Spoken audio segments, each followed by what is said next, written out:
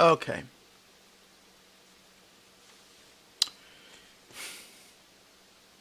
You guys seen Castlevania? Not the games. I'm sure you guys know about the games. I'd be surprised if you didn't. I'm talking about the anime series on Netflix that came out.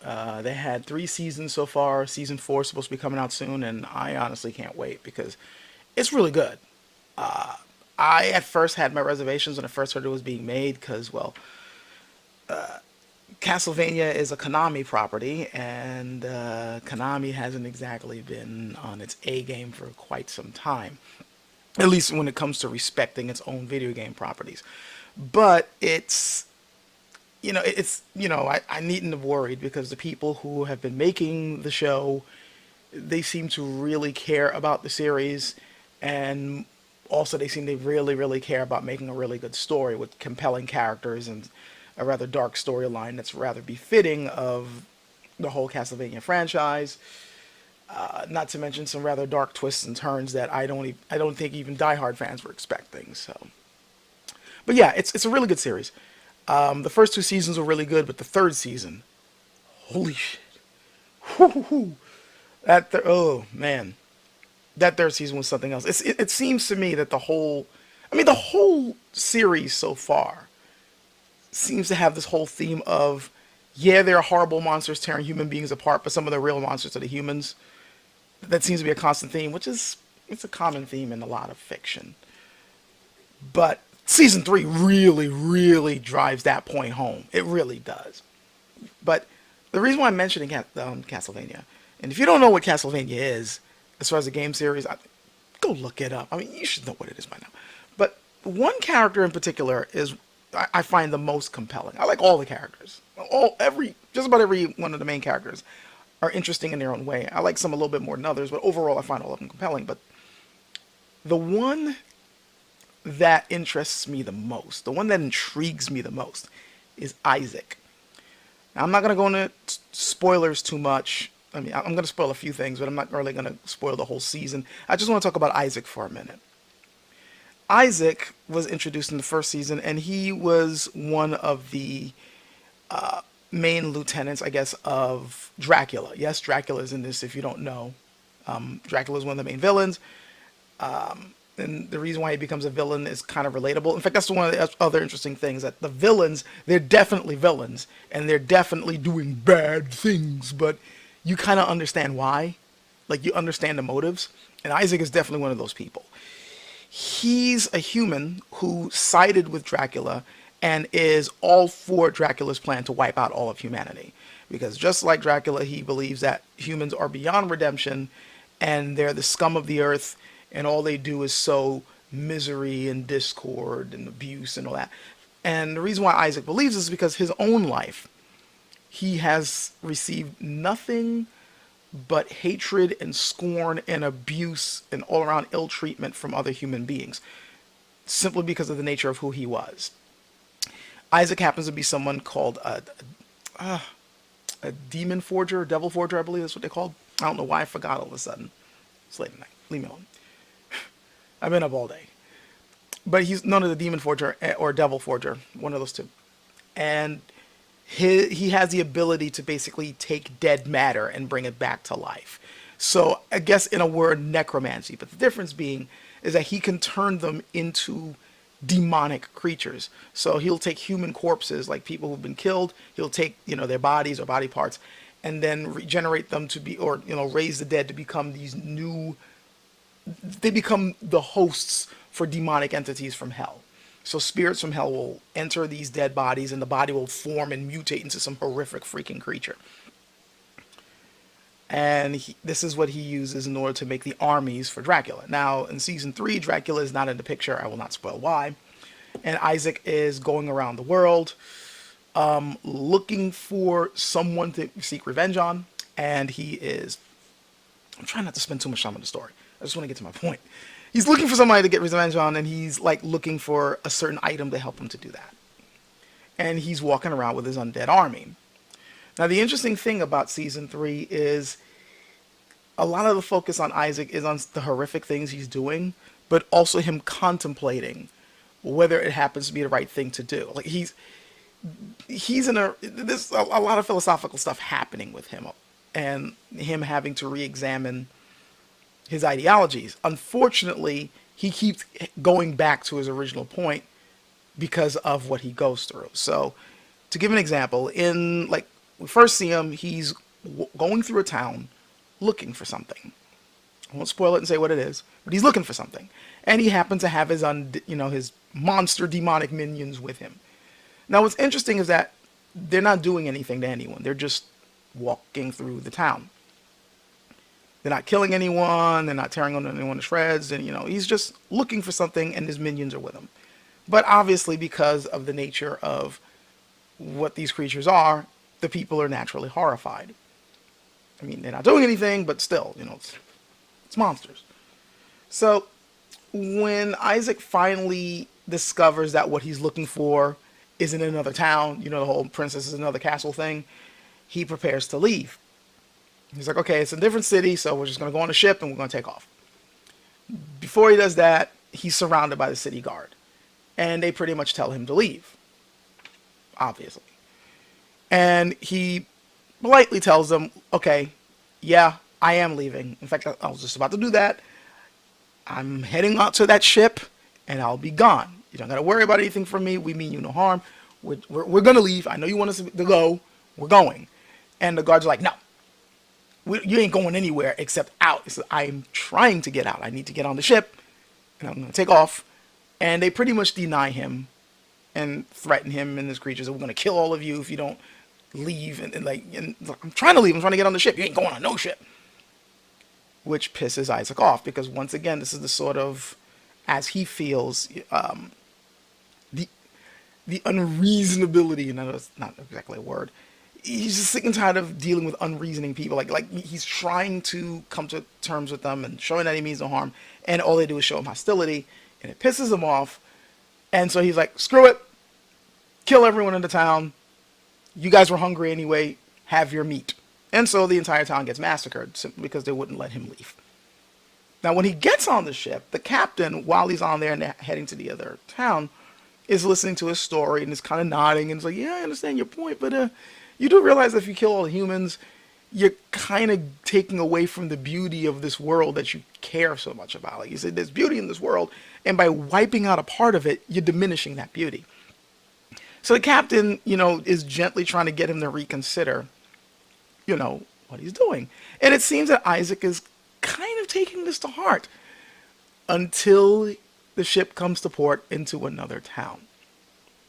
They get to the port, they get off the ship, and he's not even planning on staying in the city. They're just going to go through it and leave.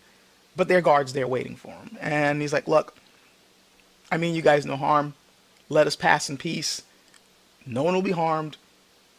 We just want to go through. Let us pass. The guards are like, no, you shall not pass. Get back on your ship and leave. We don't want you here. He says, well, I don't want to stay here. I just want to leave. Just let us go in peace. I promise you, I give you my word. Nothing will happen to you. Just let us. They don't want to listen either. And then Isaac gives one of the more memorable speeches in season 3. Where he puts his hand in his head and says, I can't believe and I'm paraphrasing here, I don't have it memorized, but he's like, I can't believe I'm going through this again. Why do I keep trying to do the same thing and expecting a different result? Is that not the very definition of insanity? Am I mad? And then he looks up with that glare where okay, claret is about to be imminent again. And then he happens to go, one day, the last of you will ask me, why did you side with Dracula to kill all the people? And you know what I'll say? It's because you're all so fucking rude. And they kill everybody again. Wipe out the entire city. Now, what's interesting about that scene, and I know if you've seen Castlevania, you knew I was going to talk about this scene. Because everyone knows this scene. There are memes about it. And what's funny about it, in a dark humor sort of way, is,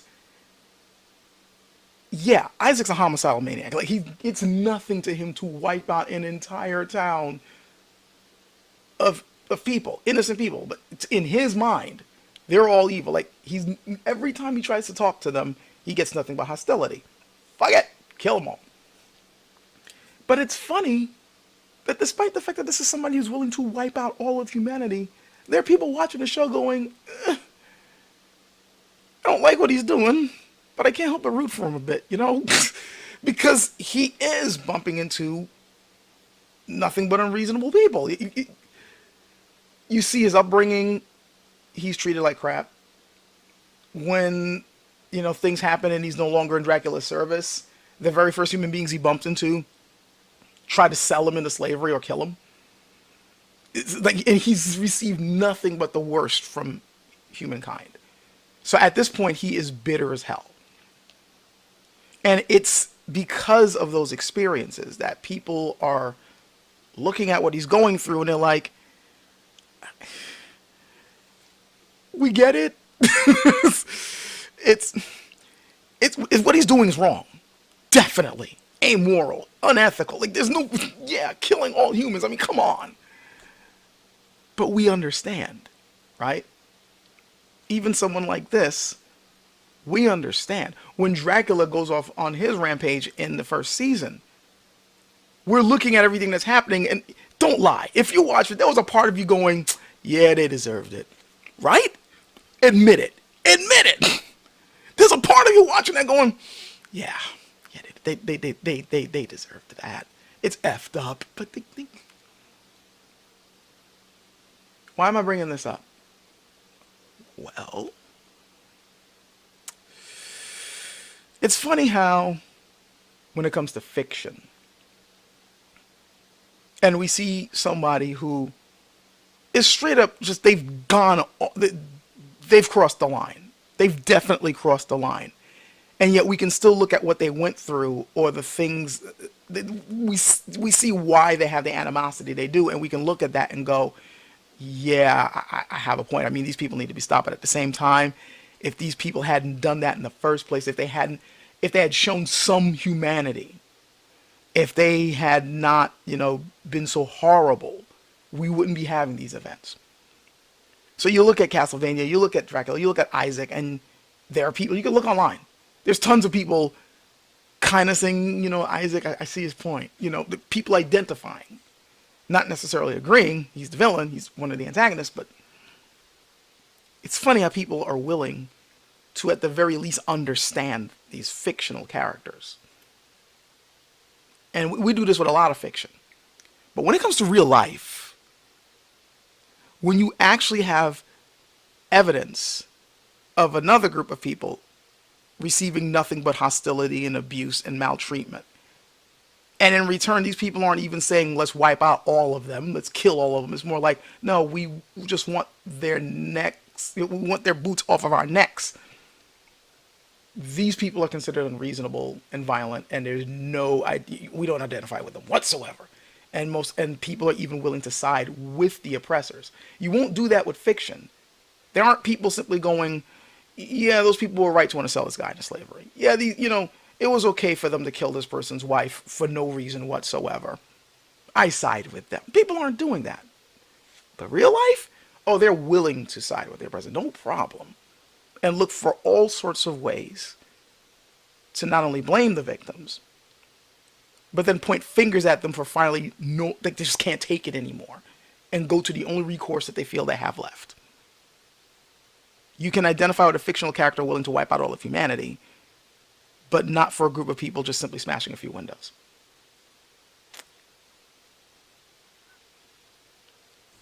And yeah, it should be obvious at this point what I'm talking about.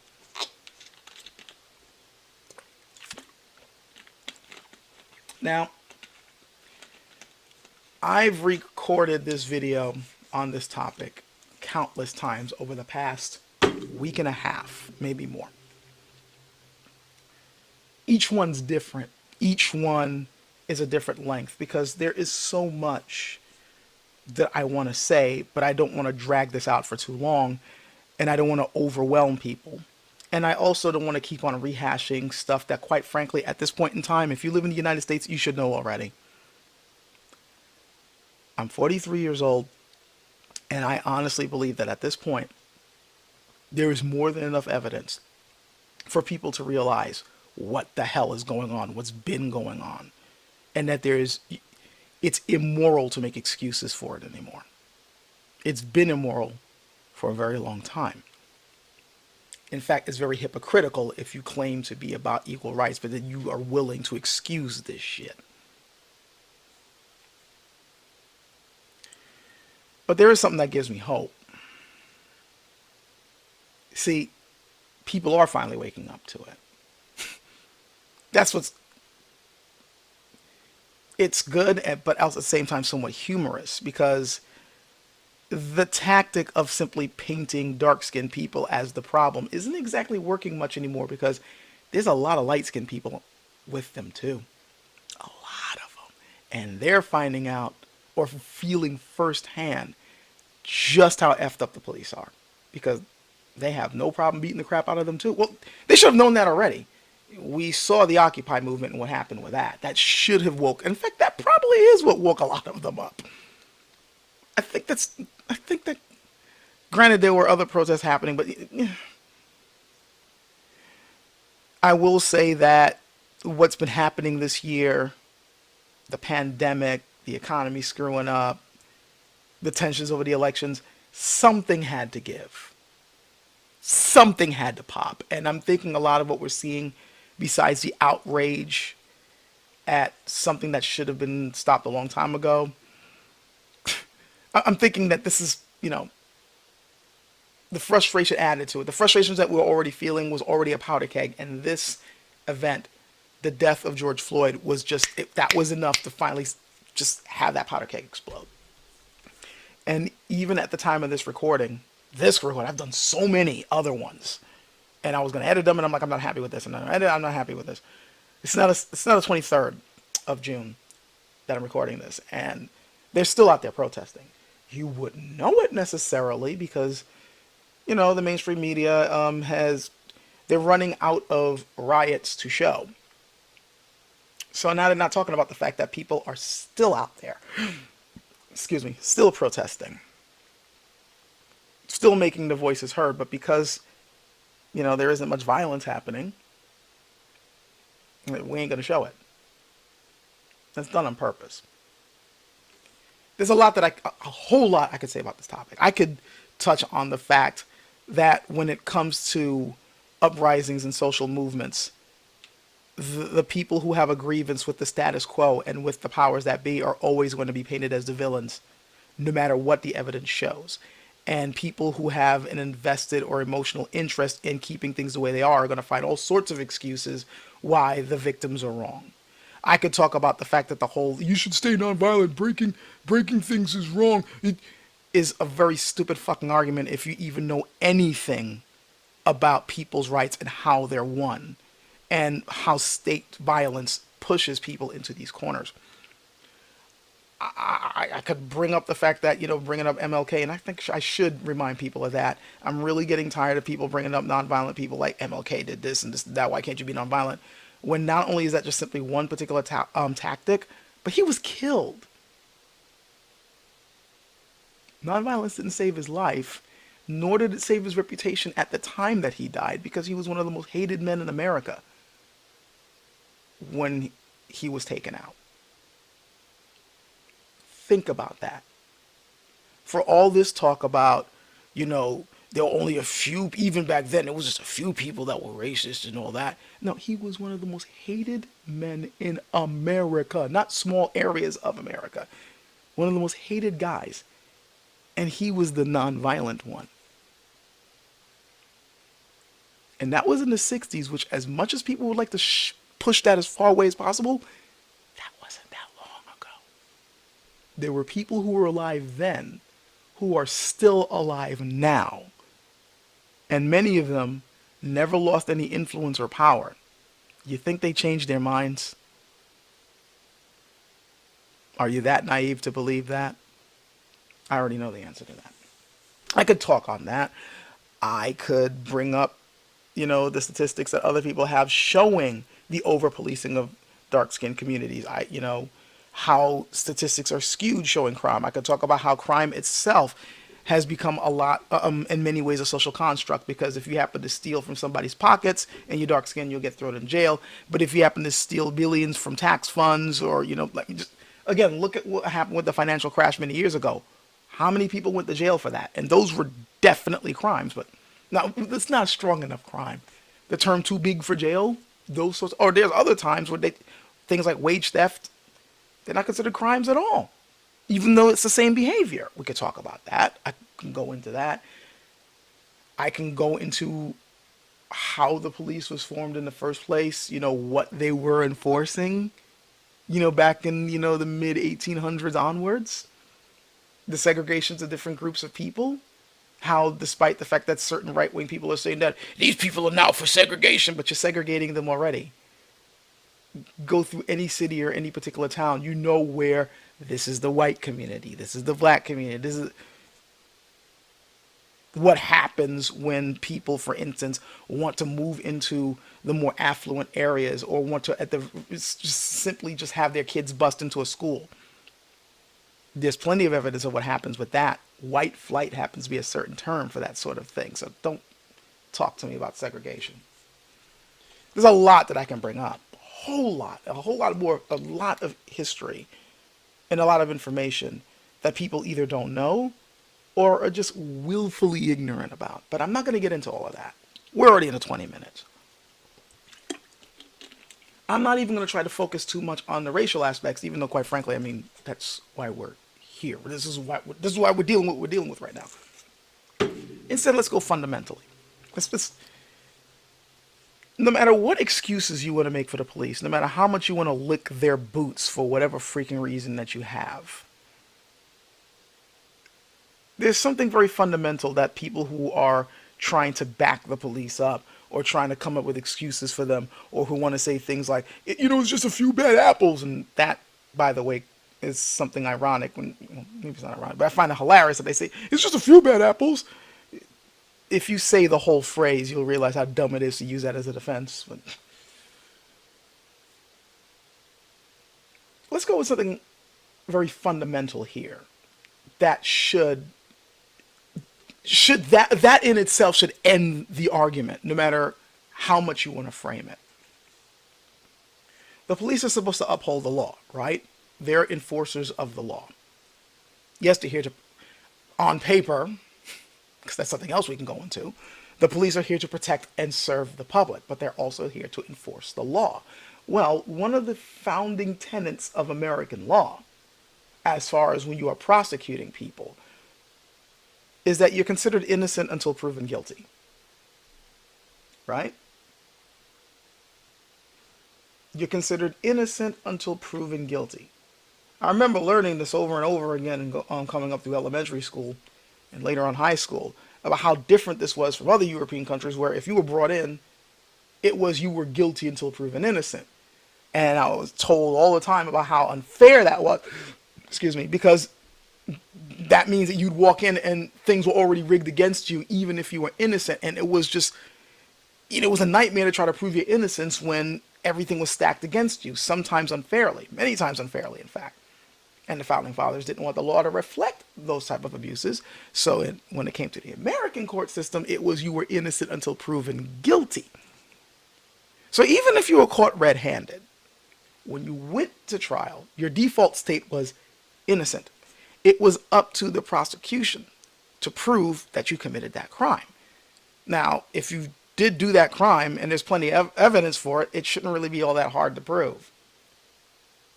When we arrived on the scene, he was still stabbing this person. We got plenty of eyewitnesses who attest to that. We got cameras. And he wrote a letter saying, I did it and I'll do it again. What more do you need to prove, right? I'm over-exaggerating, but you know what I mean. The guy did it, usually there's enough evidence, hopefully, that the person did it. I'm not saying that the law is perfect. Boy, it isn't, and that's a whole other video in and of itself. But that clause was there to protect the average citizen in case they were innocent, so that they were not automatically discriminated against or mistreated at trial. So that, if at the end of the day, if the prosecution can't show any real evidence that you did it, hopefully you'll get to walk off. hopefully you'll be free as an innocent person. Again, that's supposed to be the way it is on paper. We know that's not always the case, especially when we start dividing things among racial lines. And again, I don't want to get into that right now, but you get my point, right? Well, if the default state, according to the law, is that you are innocent until proven guilty, then you know what that means as far as police behavior is concerned? That means it is their job to bring the person in for trial alive. Hopefully that isn't really hard for some people to comprehend. Forget your biases and whatever stupid ideologies you may have. The law states that you are innocent until proven guilty. That's your default state. Even if they catch you doing something, you still need to be brought into trial. Remember, an American has a right to a trial. American citizens are supposed to be tried by a jury of their peers. That can't happen if you're dead. And if you are killed in being brought in, and if that's supposed to be the default, you can just kill them. If you just sense that something's wrong, and then you can just kill them, then that means you're being considered guilty before being proven innocent. That goes against the very foundations of American law. So if someone is supporting police brutality for any reason, they're basically stating that they do not believe in the basic tenets of American law. I don't think this should be hard to understand. You don't even have to bring race into this. It's their job to bring them in alive. That's their job, at least on paper. We could talk about what their job really is, but again, I don't want this to be too long. It's getting longer than I wanted this to be.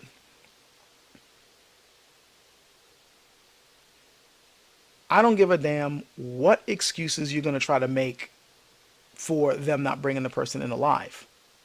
That's supposed to be their fundamental job. The only time they should be pulling that gun out to drill them with bullets is if their life is threatened, truly threatened. And it's hilarious to me, in a dark humor sort of way, what kind of excuses are made for somebody to say, oh, that was a justified kill. Look, I'm a martial artist. I'm not even a professional fighter or soldier or something. And I was taught more stringent controls than these freaking guys out there with badges. And not even with lethal skills, just using my hands and feet. You don't fight until you have no choice. You don't use certain techniques unless it's a life or death, a real life or death situation. And it's usually the person has to hit first or whatever. And at that point, my job is to try to stop the fight, not kill the opponent unless I have no other choice. I'm held up to a higher freaking ethical standard. But apparently, when it comes to dealing with the police, your life is forfeit if you run away, if you say something they don't like, if you just simply look threatening, if you happen to reach in your pockets and yet they don't know exactly what you're pulling for. Look, it's really scary where we're at a point where we're now arguing what reality is. If the person isn't actively trying to kill you, your life is not threatened. If the person was struggling with you and then turned around and started running away, at that point your life is no longer threatened. They're running away from you. They consider you the bigger threat. Killing them is not justified. At least if we were dealing with a fair system, it wouldn't be considered to be justifiable. If you already have the person subdued, if the person's already in cuffs or already restrained, continuing to use harmful force against them should not be considered justified. You've already captured them.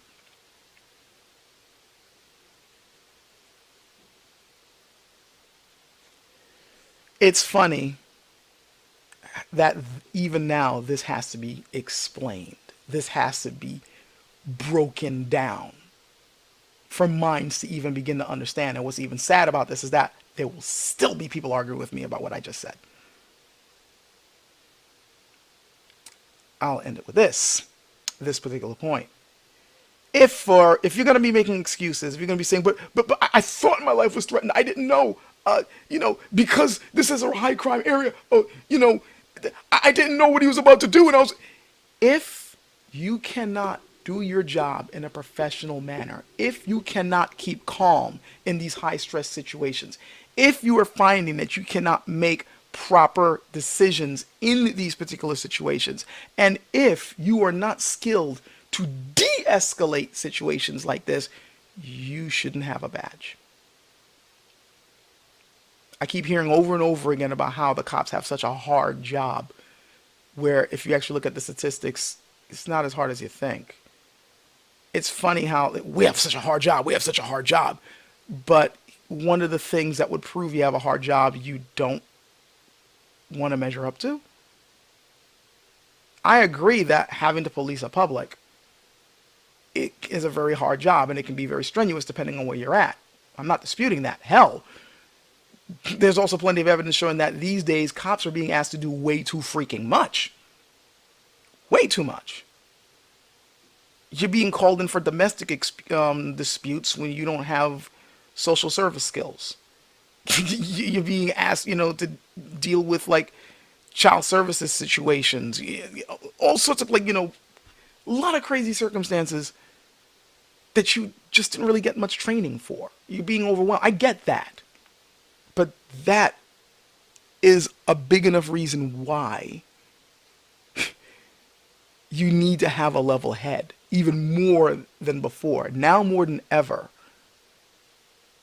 we need people who know how to judge situations properly and know how to deal with situations without bloodshed. If you can't do that, you don't deserve a badge. You don't. Find another line of work. It's funny how these days, because people are now talking about defunding the police, which actually means, cutting down the military might that they happen to have when it comes to their own freaking citizens, and that in itself should have you. It's funny, the right wing was questioning this a few years ago. It's funny how they're suddenly reversing their tone now. The militarization of the police, but that's because they were talking about, gun rights owners were worried about that. The sovereign rights people were complaining about that because they were seeing the over-militarization of the police. I saw so many freaking commercials and pamphlets and websites and stuff like that from the right wing talking about how we need to defend ourselves from the police because they're overstepping their bounds. But now, all of a sudden, it's A-okay.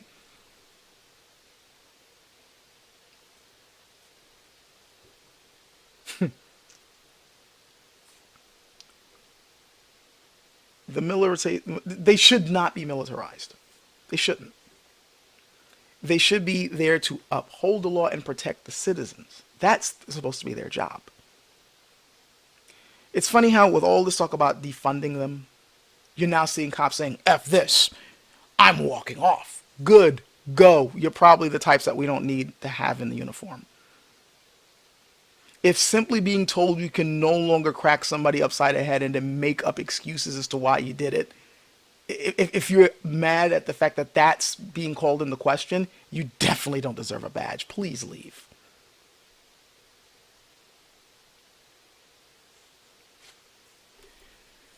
I didn't want to go on what I'm about to say now, but I think it's really, really important, especially for the people who are concerned with the rioting and all that, which, by the way, it's not happening nearly as much as, even when the height of it, there wasn't as much of it happening as you may think. And much of it happened because of what the police themselves were doing. And there's plenty of evidence for it if you're willing to look and put your biases at the door and start seeing people who don't look like you as actual human beings.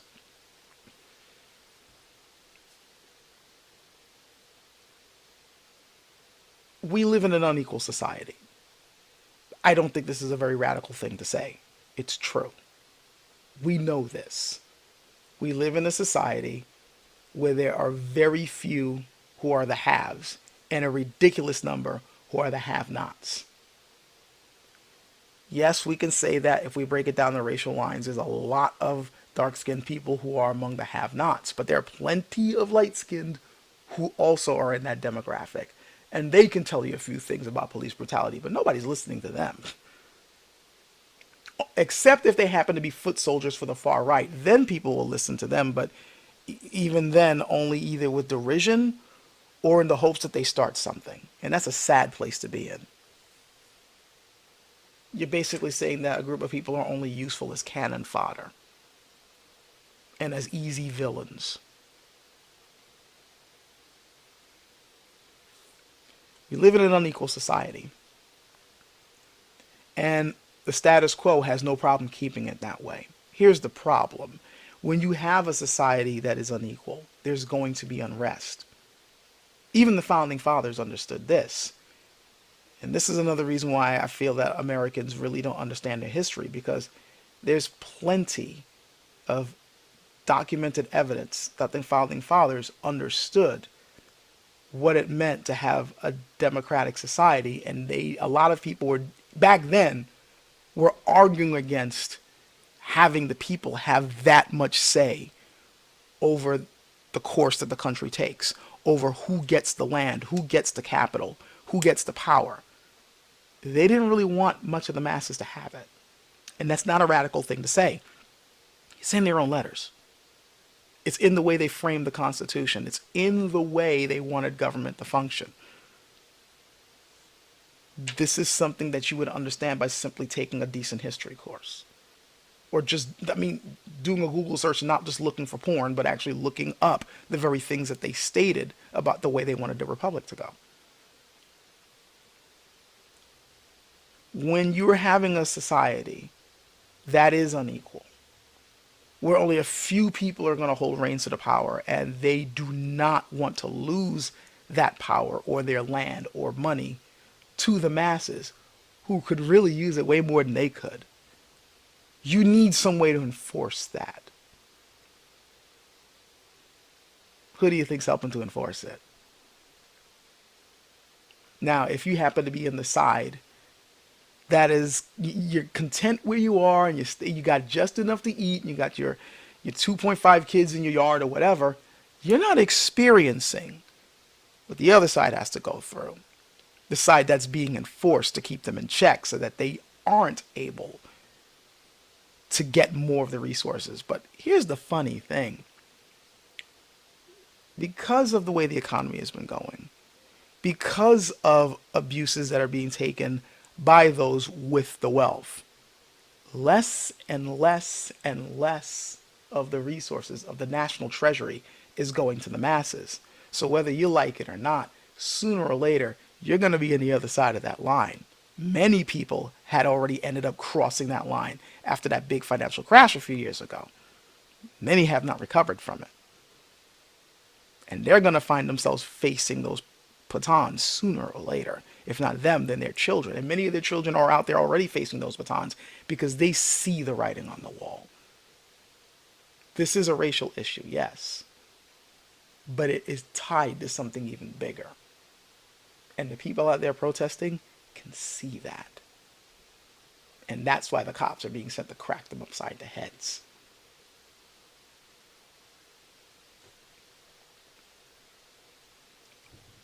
I don't want to argue this point any further. It's almost 40 minutes. Again, there's a lot I could say about this. Plenty of other people on YouTube and elsewhere have done very good jobs of explaining what the hell is going on and why the stuff you're hearing from the right just doesn't hold up at all. All I'm going to say is this. I'm going to say this to end off this argument, and there's a couple other things I want to put at the end as an addendum. But I'm going to say at this point, if you're an American citizen, you can't afford to be ignorant anymore. Actually, you couldn't afford to have been ignorant a while ago. The writing was on the wall a long time ago. What I'm seeing happening out there right now is not really all that surprising to me. Or a few other people who I talked to who, quite frankly, were wondering why it was taking so long. And unless people are willing to wake the hell up about how effed up and rigged this system is, it's not going to be getting any better. To put it another way, I'm dreading August. Yeah, I am really dreading August. But you cannot afford to be ignorant anymore. I don't care what ideology you happen to hold on to. this bigoted, stupid, bootlicking crap that many of people are doing right now, trying to say that, oh, the cops, they were justified. No, they were not justified whatsoever. Whatsoever. I don't even care if the person who died was a criminal. Unless that criminal was a mass murderer and he was busy firing off Uzis at the cops, he didn't need to take a bullet. He didn't need to be killed. None of the people, it's funny how these aren't even good people they're protesting about. No, they're protesting about the fact that they died unjustly. The law should have protected them. It's not. The system should be fighting for them. They're not. Don't come to me talking about, well, this cop got killed at this protest, this cop got shot. Because the people who did it got caught and are being prosecuted or are going to get the book thrown at them. That's not the problem. How come nobody's giving them money for their view? Because they're already taken care of. Shut the fuck up. The people that killed those cops, the people that did these things, are already facing the full measure of the law. The reason why those protesters are out there is because the citizens who were killed are not having the law on their side. If you can't understand that, there is no freaking hope for you. And therefore, I really don't give a damn what happens to you later on down the line. You can't afford to be ignorant anymore at this stage of the game. And the one thing that gives me a glimmer of hope is a lot of people are waking up. Again, the protesters out there aren't all just brown. So maybe there is some hope. I'm just worried that it was a little too late. But we'll see. Time will tell. Now, having said all that, normally here's where I would end it off. But the thing is, there's still protests happening out there. And I know people who are either part of the protesting or want to jump into it. And my problem with that is that if you're jumping out there, you're jumping into the lion's den. I've known this since the 90s. It's funny how people are looking at what's going on right now and like, oh my God, this is unprecedented. You don't know the history of people's struggle then if you're thinking that this is unprecedented. You're jumping into the lion's den. Anytime you're going out there, even if you're peacefully protesting, even if you're like, we do not want any retaliation against the police whatsoever, nobody do anything wrong, no rocks, and you're condemning others who are doing things like breaking windows or throwing rocks at cops, all that type of stuff, there is a really good chance, if you're out there long enough, they're going to still come in and kick your ass. That's just, I've been to enough protests where that stuff has happened. They started out non-violently, and people ended up in paddy wagons because the cops were like, okay, it's about time to start busting them up. We need this place cleared out. And they'll start using their kettling techniques, and that's it. If you're going to be going out there protesting in this particular environment, with this particular government system, you need to be prepared. I'm really getting, it's really frustrating seeing people going out there thinking it's going to be a kumbaya moment. You're way past kumbaya moments. Don't jump into the lion's den just to be eaten and all you're doing is pouring barbecue sauce on yourself. No. There's certain things you need to keep in mind. One, if you're going out there, record everything. Record everything. Get your phones. If you need phones, get spare. Like if this phone runs out of batteries, bring spare phones. Have, like people out there, just record everything. Show everything that's going on, because the media certainly isn't going to tell your story for you. In fact, don't depend on anyone else, especially those that are tied into the system, to tell your story for you, because they will not. And people already know that they won't, which is why they're posting everything up all over the place. Facebook, Twitter, YouTube. Also consider, those of you who are journalistically inclined, those who are good at reporting, to start actually doing your own reporting on what's going on. Set up a website where you can put your stuff up and videos up and links and all that other type of stuff. You can do it. It's been done before. People, hell, used to make their own freaking newspapers during struggles. There's plenty of historical evidence for that. If you know where to look. Tell your own story. Record everything, because they're going to do their best to twist it against you. They already have done it. Despite the fact, you got journalists getting shot at by the cops with rubber bullets or being tear gassed, getting handcuffed, getting beaten up, and these motherfuckers will still lick their boots and be like, these riots happened today. Shameless. Don't trust them to tell your story. Record everything, show the truth of what's really happening. Take a cue from the, resistance movements from around the world. Like what happened with, the Arab Spring or what was happening in Hong Kong. They didn't depend on the government to tell their story. They showed the world what was really going on, and it got us to go, feel their struggle and go on their side. You need to do the same thing. Thankfully, some of you are, but realize that this is an ongoing thing. Keep it going. 2, wear your masks. Don't forget, we still got a freaking pandemic going on.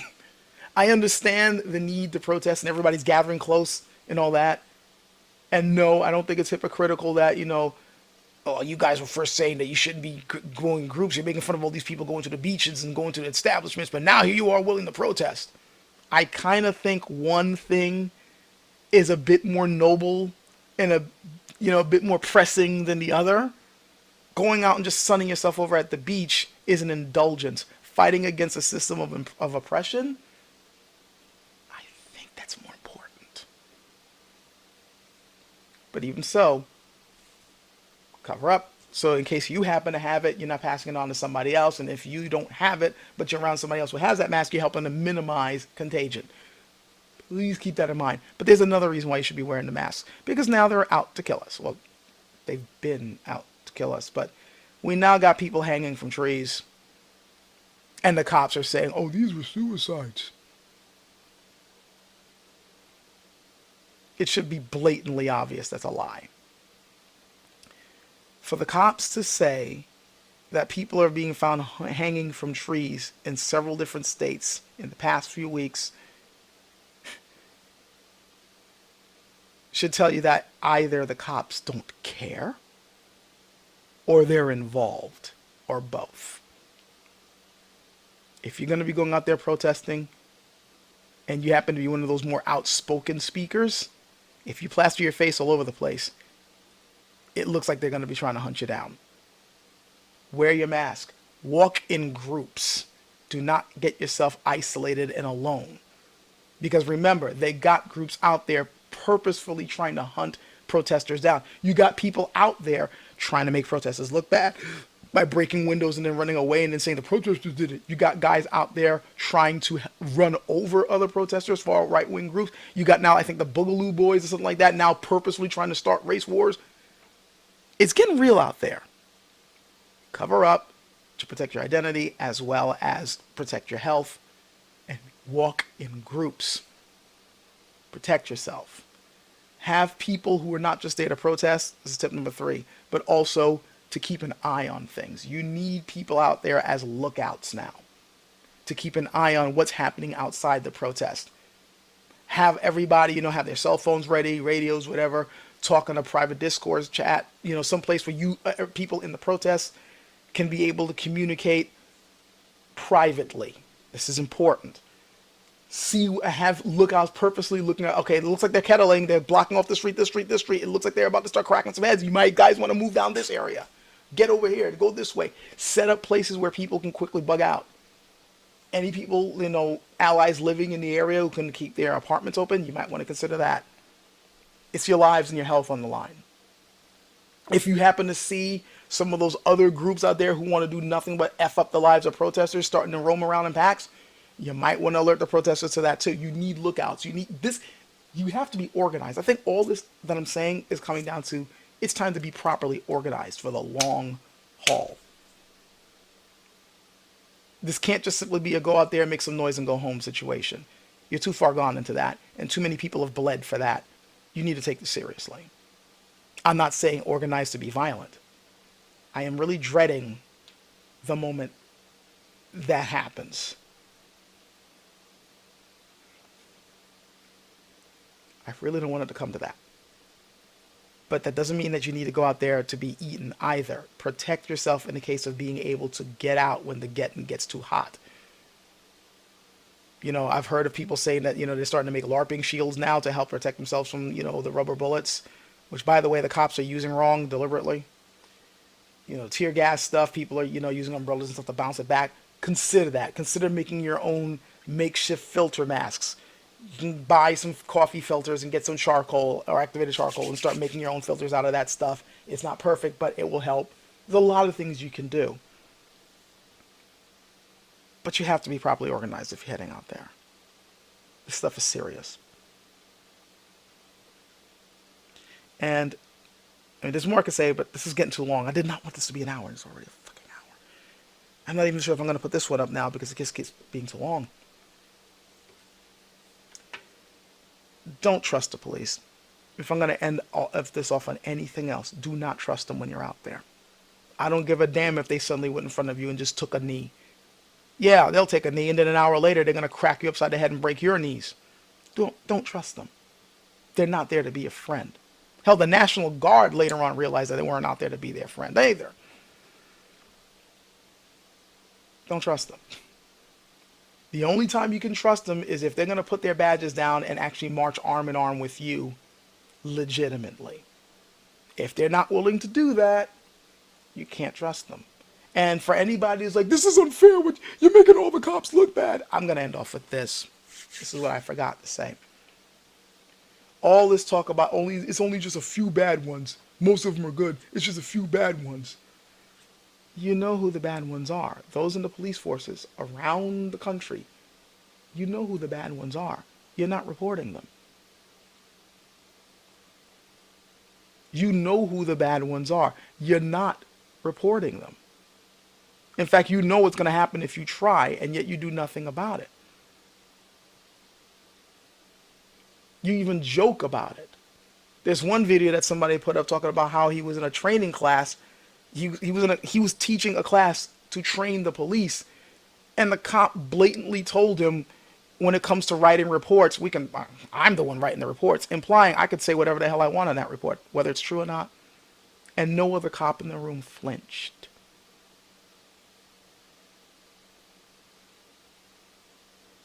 This is why you're not trusted. This is why they're now going out there saying all cops are bastards. Because either you're the ones who are committing the police abuses, or you're the ones just having a blind eye to it. You don't care. You allow it to go on. So you can't be trusted.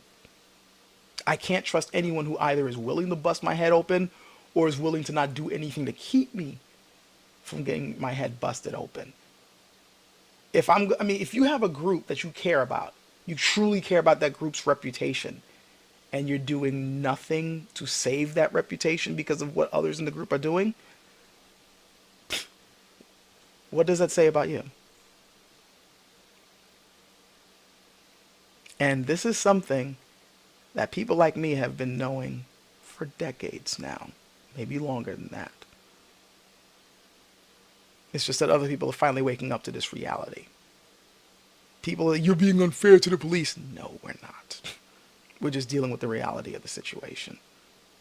I'll consider this to be unfair if there were lots and lots of cops who were outraged at what was happening, and they were all trying to do something to stop it, and this, the system itself effed them over. And there's evidence to support the fact that, yeah, when you try to report abuses, when you try to go against the corruption, you're up against a lot.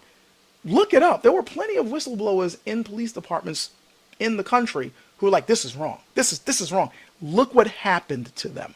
Research what happened to them when they tried to, report, abuses and misconduct and wanted to have some type of reforms within the police forces. Find out what happened to these people. Find out how few of them there were to begin with that were willing to go and talk about the corruption. And that should paint you a picture if you have a brain that's working. So no, we don't trust the police. And this is not something radical I'm saying either. For God's sakes, Married with Children, which was a show about a down and out white family. I still remember one scene when a police officer was asking them to turn somebody in, report some information on someone. And Al basically says, you can just turn right around, mister. We're Bundys. We hate cops. and the audience cheered.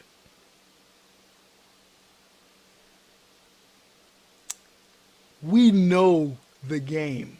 Let's stop pretending that it's not what it is just because the people you don't like happen to be the ones getting beaten up. Let's stop pretending there isn't something wrong. And hopefully another topic that's a little bit more cheery than this, but I have to get that off my chest before I explode. Catch you guys later.